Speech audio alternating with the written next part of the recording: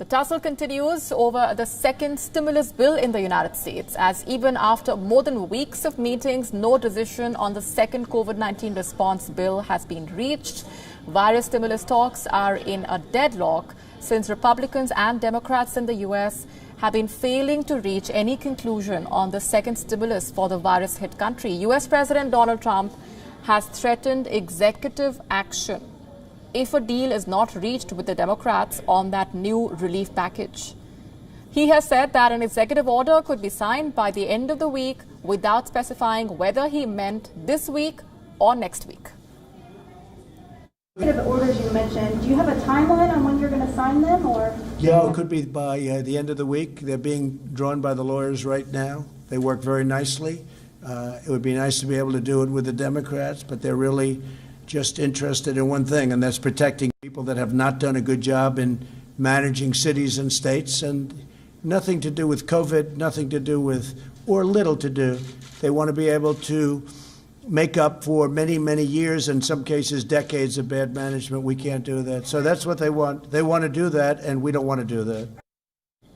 The Democrats said that they had offered to reduce their demands of the package of $3.4 trillion, but the Republicans were unwilling to raise the offer of $1 trillion.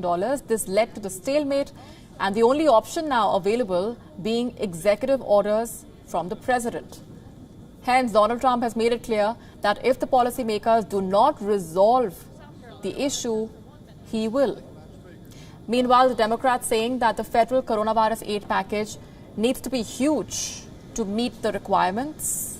The U.S. is under pressure due to a surge in COVID-19 cases and the death toll, double-digit joblessness, and the threat of poverty for millions of the newly unemployed.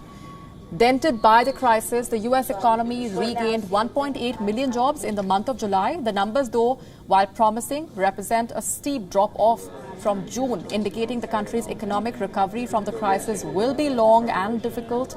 The U.S. unemployment rate also remains alarmingly high at 10.2%. The Trump administration has announced enhancing unemployment benefits through the end of the year. We're going to enhance unemployment benefits through the end of the year. So unemployment benefits will be, that's a big one, will be brought out to the end of the year, and defer student loan payments and forgive interest until further notice. So students who are paying student loans, and in many cases they're not even allowed to go back into their colleges,